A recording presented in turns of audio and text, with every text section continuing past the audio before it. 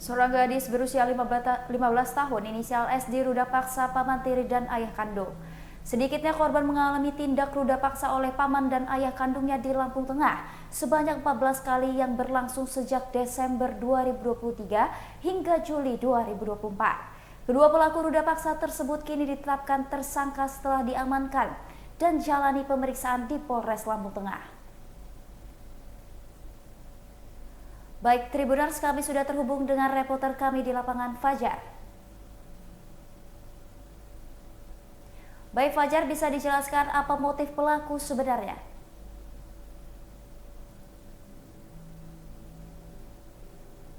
Benar sekali bahwa seorang gadis 15 tahun di Lampung Tengah menjadi korban ruda paksa oleh ayah kandung dan paman tirinya secara bergantian. Hal tersebut pun terjadi sejak bulan Desember 2023 hingga Juli 2024 dan kini kedua tersangka tersebut telah diamankan Polres Lampung Tengah. Dan Polres Lampung Tengah pun mengungkap motif yang dilakukan oleh paman tiri dan ayah kandung hingga tega melakukan aksi ruda paksa terhadap anak yang saat ini pun masih bersekolah tersebut. Kasih Humas Polres Lampung Tengah AKP Saidina Ali mengatakan bahwa motif yang dilakukan oleh paman tiri yang notabene melakukan aksi ruda paksa pertama kali sebelum kemudian dilakukan oleh ayah kandung, yakni dengan sengaja meminta korban yang berinisial S berusia 15 tahun untuk menginap di rumahnya. Dan pada saat korban mau diajak menginap di rumahnya, tersangka paman tiri ini meminta korban atau memaksanya menonton video porno atau video yang tidak senonoh. Hal itu pun sempat ditolak oleh korban karena tidak ingin dirinya menonton video tersebut, namun tersangka paman tiri ini memaksanya, akhirnya mau melakukan yang diinginkan oleh tersangka. Alhasil dari eh, paksaan tersebut, tersangka pun melanjutkan tindakannya yang hingga nekat melakukan aksi ruda paksa di rumah paman tirinya kepada S hingga berulang kali. Diketahui Polres Lampung Tengah berhasil mengungkap aksi yang dilakukan paman tiri tersebut, yakni sebanyak 6 kali aksi ruda paksa. Maksud kami 8 kali aksi ruda paksa yang dilakukan oleh paman tiri.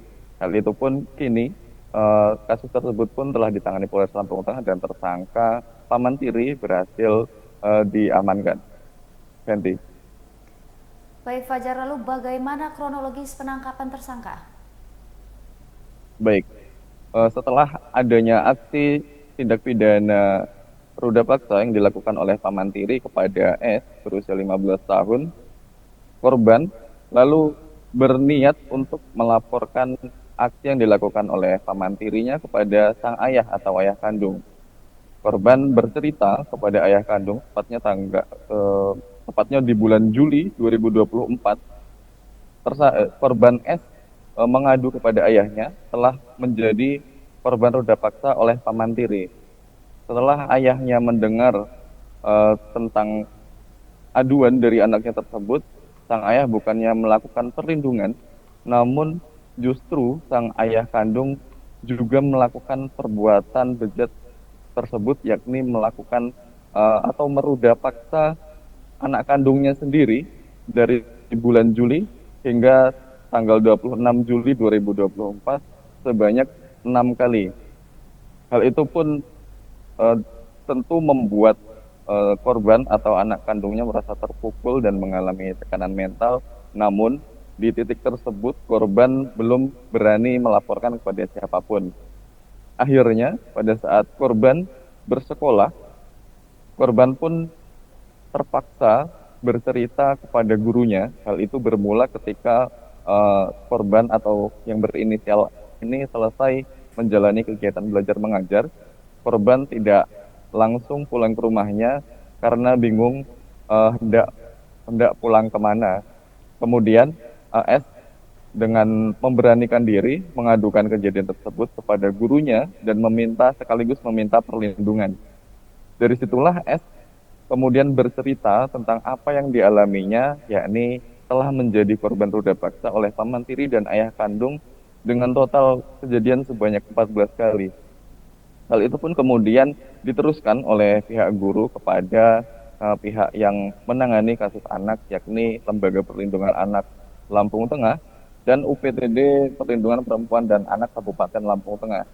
Dari kedua lembaga tersebut kemudian melakukan eh, koordinasi dan melakukan penjemputan terhadap korban karena diketahui korban ini tidak berani pulang dan tidak tahu harus mengadu dan meminta perlindungan kepada siapa karena sudah tidak percaya terhadap keluarganya. Lalu dari pihak UPTD PPA pun memberikan rumah aman, dan rumah aman ini menurut Ketua UPTD PPA Yusrizal Indrajaya, rumah aman disediakan oleh UPTD PPA sebagai bentuk perlindungan terhadap korban ruda paksa atau korban kekerasan seksual, untuk memberikan perawatan dan pelayanan terhadap korban hingga melakukan asesmen kesehatan mental terhadap korban. Dari situ selanjutnya UPTD PPA dan LPA melakukan pelaporan terhadap kasus tersebut ke Polres Lampung Tengah, dan pada 26 Juli 2024 tersangka paman tiri dan ayah kandung ditangkap oleh unit PPA Satreskrim Polres Lampung Tengah dan dilakukan penahanan. Fenty. Terakhir Fajar, bagaimana kondisi korban saat ini? Apakah sudah mendapatkan pendampingan psikologi? Baik, setelah kasus ditangani Polres Lampung Tengah dan kedua tersangka berhasil ditangkap, UPTD PPA dan LPA saat ini fokus melakukan pemulihan kesehatan mental terhadap korban. Karena diketahui saat ini korban merasa parno atau tidak mempercayai siapapun, karena dari teman, keluarga, di sekolahnya pun dia khawatir akan aksi-aksi serupa tersebut akan terulang lagi. Pasalnya dari kejadian terakhir yang dilakukan oleh ayah kandungnya, dia merasa trauma dan mentalnya terganggu. Dan Kepala UPTD PPA Yusrizal Indrajaya mengatakan bahwa di rumah aman korban akan melakukan menjalani proses asesmen psikologi, yang mana dalam proses tersebut korban akan mendapatkan pelayanan atau pemulihan mental dari psikologi, tenaga psikologi, yakni mengetahui apa sebenarnya yang ditakutkan oleh korban dan trauma apa saja, serta hal-hal yang ia takutkan saat ini. Dari proses tersebut, nanti korban akan diberikan arahan atau diberikan pemulihan supaya dia kembali bersemangat dalam menjalani kehidupan dan sedikitnya bisa mempercayai seseorang yang dapat menjadi tempat keluh kesahnya. Dan sementara ini korban pun akan tetap ada di rumah aman sampai akhirnya tim dari psikologi UPTD PPA dapat menyatakan bahwa mental korban sepenuhnya telah kembali. Dan di tempat lain pun Lembaga Perlindungan Anak, Ketua LPA Eko Yono mengatakan bahwa kasus ini sedikitnya sudah ada 2 ayah kandung yang menjadi korban, yang menjadi tersangka kasus pemerkosaan di Lampung Tengah. Kemudian juga ada 6 tersangka ayah tiri yang juga menjadi tersangka dalam kasus serupa. Hal ini menandakan bahwa saat ini orang tua banyak yang melakukan tindak pidana pemerkosaan ini karena sudah mulai abai kepada anaknya sendiri. Hal itu juga diperjelas oleh pernyataan Eko yang mengatakan bahwa kasus-kasus tersebut bakal terus terjadi di Lampung Tengah khususnya apabila orang tua abai kepada anaknya. Dalam artian orang tua terlalu fokus, sibuk mengerjakan urusannya sendiri, misalkan seperti bekerja dan mencari nafkah. Padahal di samping itu juga perlu ada perhatian terhadap anak. Pasalnya, Eko mengatakan bahwa ketika anak dibiarkan tanpa perhatian dari orang tua, anak akan mencari orang yang ia percaya, baik itu temannya, pacarnya, atau bahkan orang-orang terdekat lainnya. Namun ketika hal itu dibiarkan, anak akan cenderung mengikuti pergaulan yang bebas, dalam artian tidak terkendali dan di luar pengawasan orang tua, sehingga potensi terjadinya tindak asusila atau pemerkosaan di Lampung Tengah bakal terus terjadi. Eko juga menyebutkan selain itu juga ada 75 kasus di sepanjang tahun 2024 yang dialami oleh anak, khususnya kasus pemerkosaan.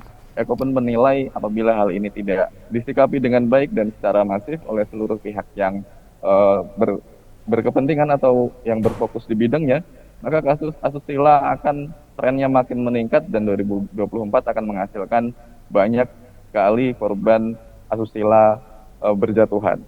Fenty. Baik Fajar, terima kasih atas informasinya. Selamat kembali bertugas. Baiklah Tribuners, berikut keterangan dari UPTD PPA Lampung Tengah. Masyarakat itu di setiap kecamatan kita tidak ada. Jadi kalau fungsi mereka untuk melakukan layanan ini, yang fungsinya mereka nanti yang mengetahui mereka melakukan kami, maka kami akan turun ke lapangan. Kita sebagai apa, Bang? Kepala UPTD PPA. Makasih, Bang ya. Ya. Dari Dinas PPA selaku kepala UPTD-nya akan melakukan pendampingan dari kesehatan sampai dengan pendampingan hukum ya.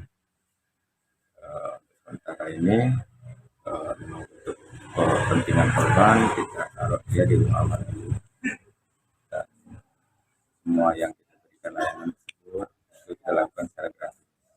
Dan mungkin berapa lama proses pendampingan asesmen itu? Sampai dengan selesai. Kasusnya selesai. Jadi kita lihat kebutuhannya apa yang akan kita berikan. Mungkin sempat ketemu ada traumatis nggak dari korban? Tadi baru kita lakukan asesmen psikolog, hasilnya belum dapat. Mungkin hari Senin sudah ada. Dalam asesmen nanti kita melibatkan psikolog atau apa? Sudah. Melibatkan Iya, psikolog. psikolog. Bang, untuk angka kekerasan anak di Lampung Tengah ini kan trennya naik sih, Bang ya. Iya. Apa sih, Bang, penyebabnya, Bang? Oh, rasa ya itu ya. Fondasi iman dari pelaku itu saya rasa memang tidak ada, saya rasa itu. Dan juga pengawasan dari keluarga terdekat itu kebanyakan memang jarang untuk mengajak komunikasi si anak, sehingga anak itu tidak tahu mengadu ke siapa. Langkah kita sendiri, Bang, untuk menekan angka itu sudah apa upaya kita? Kita lakukan sosialisasi ke daerah-daerah dan juga sudah membentuk PATBM, menggerak pelayanan terpadu berbasis masyarakat. Itu di setiap kecamatan kita sudah ada. Jadi kalau fungsi mereka untuk melakukan layanan ini, yang fungsinya mereka nanti yang mengetahui mereka melakukan kami, maka kami akan turun ke lapangan. Kita sebagai apa, Bang? Kepala UPTD PPA. Makasih, Bang ya.